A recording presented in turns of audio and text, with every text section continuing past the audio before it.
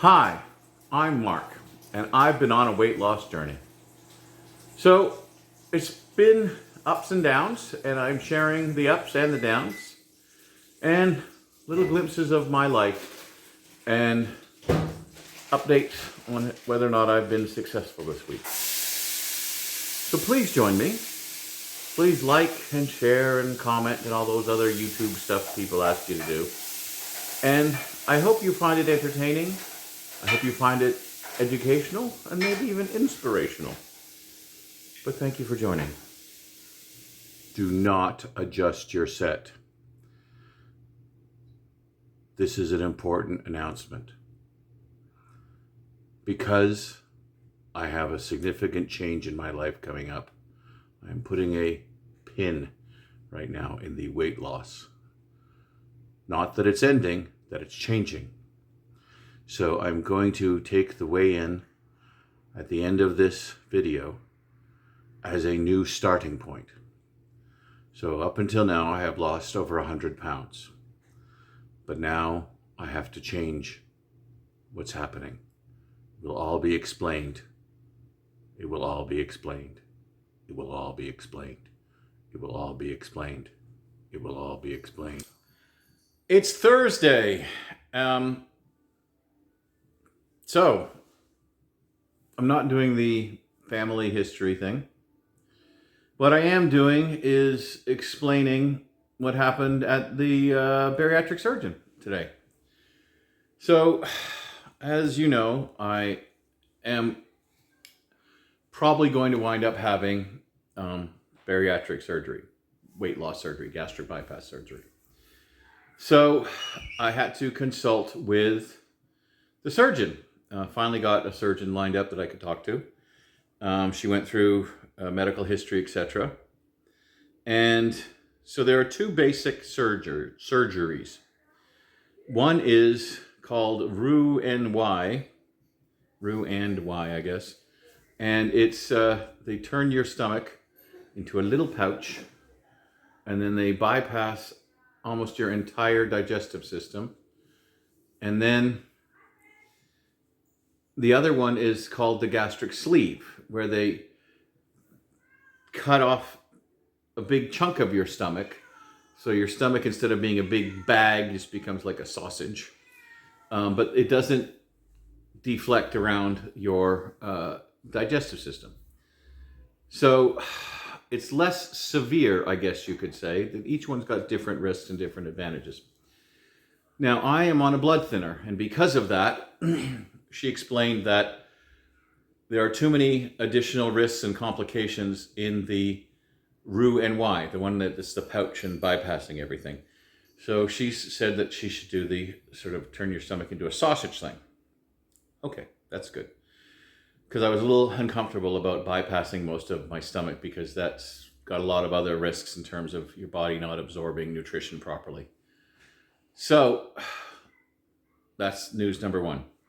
Then after that, and she poked my belly and saw stuff, we got to a sort of a checklist of things that I need to do and things that I've already done. And some of this is insurance requirements, and the insurance requirements are, generally designed to make sure that it's going to be successful, and they don't want to spend money on something that ain't going to work. So I'm just going to go through these. Attend bariatric foreman and support group meeting. That was done. That was a Zoom meeting for about an hour and a half at the beginning. Consult with the program dietitian. That's to do. Consult with the bariatric surgeon. Done. Complete the psychological evaluation. I already did that. That's basic psychological evaluation, but also specifically directed towards you understand the risks and everything associated with the surgery. A couple of stuff that only apply to women. I need to get a chest x-ray.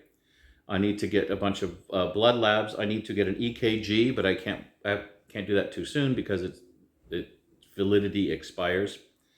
I need to get an endoscopy. That's to shove the camera down the throat. Well, I already had that, so it's good. They need to do a swallowing study, which sounds horrible. They stick a tube up your nose and down your throat, and the tube is I guess monitoring your swallowing, and you're gonna drink a glass of saline, which sounds also awful. colonoscopy, which is a camera up your that's coming up next month anyway. I need to complete nutritional education and clearance, and that is a 4-month program. But it's basically one meeting a month by Zoom. So that's to do. Cardiac clearance. If I see a cardiologist, I don't see a cardiologist, so I don't need cardiac clearance. And then I need to take a diet class. Now, so the diet class, the consult with program dietitian, and the nutritional education is all with the same person, all with a nutritionist. And so we're talking 4 months, including this month. So that is November, December, January, February.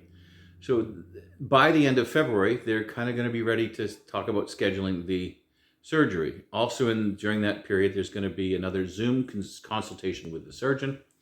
Again, this is assuming everything goes smoothly and everything goes according to plan. Then after the 3 months or the 4 months, or near the end of the 4 months, there will be another in-person with the surgeon. At that point, they will schedule the surgery, and the surgery probably won't be too far out from that. So we're talking maybe 5 months. So we're talking maybe March to actually have the surgery. Also, she would like, it's not like a requirement, but she would like me to lose another 50 pounds by then. That's kind of standard because I'm going to be, in theory, going to be doing more serious dieting for the next 4 months leading up to the surgery, in consultation with the dietitian. They gave me this book of, I don't know, about 24 pages or so to read about nutrition and what I should eat. And then immediately before the surgery, you go on a special 3-week liquid protein and vitamin diet to get all of your fat off of all of your internal organs.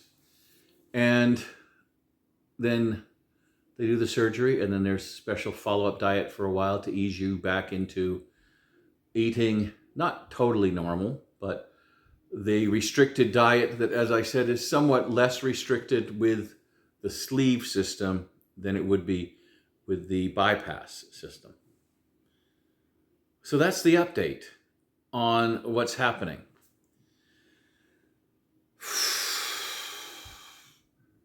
It's a bit scary. I'm not going to lie. But I understand it.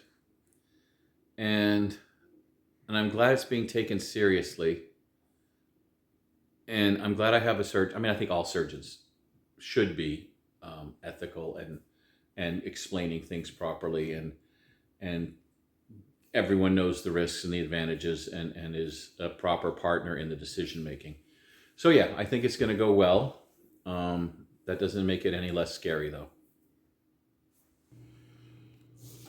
Good morning. It's Saturday. And there's a lot of changes coming up. Up until now, I've been working on a system that's basically my own system, a hybrid system, based on various pieces of medical advice I've gotten in the past. But now I am on someone else's advice. I have started with the surgeon, and that includes diet advice, that includes talking to a dietitian, that includes handed a booklet about things I should and should not do, including getting rid of caffeine. And I'll discuss that next week in more detail. But the point is that I am going to consider this weigh-in the new starting point for the new part of the journey. And then after the surgery, which hopefully will still occur, I will put another pin in, and then that will be part 3.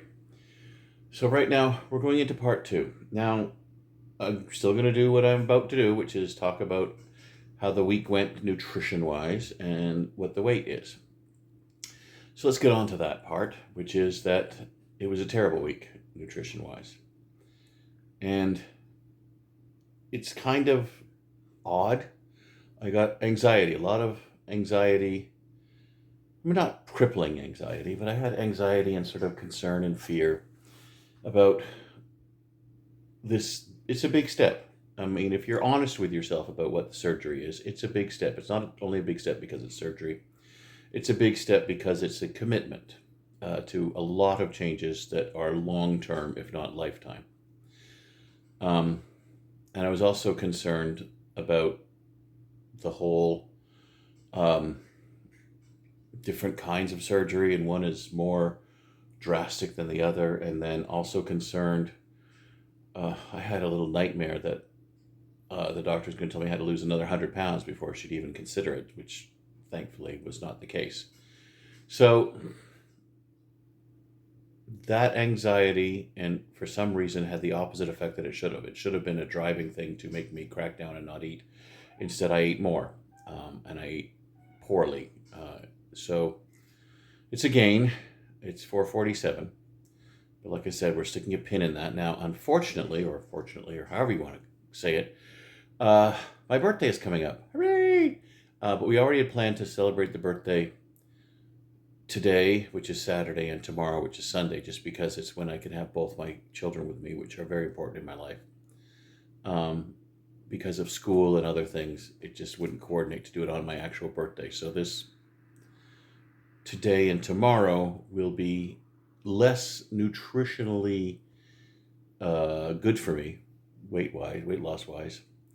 But after that, I am on to following the booklet, and then I have some consultations with the nutritionist, and I'll give you more details on all that. But right now, that's where we're at.